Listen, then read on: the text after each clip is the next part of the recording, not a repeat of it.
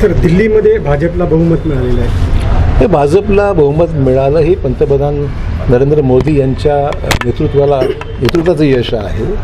आज फार मोठ्या फरकाने भाजप त्या ठिकाणी विजयी झालेला आहे आणि भाजपाचे सर्व दिग्गज नेते निवडून आले आणि आपचे तेवढेच दिग्गज नेते पराभूत झाले. ही त्यातली एक महत्त्वाची बाब आहे.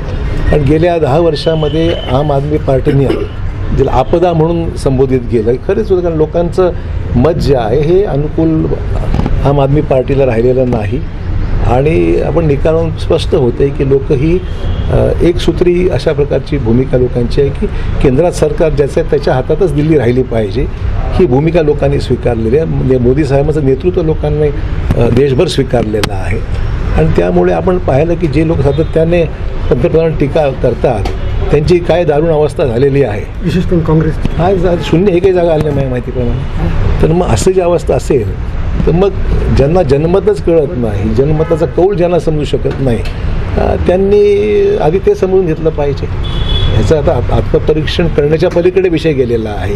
हे सगळ्याच राज्यामध्ये पराभव होऊ लागलेला आहे. ह्याचं गांभीर्य तरी त्यांना समजलं पाहिजे असं वाटतं मला.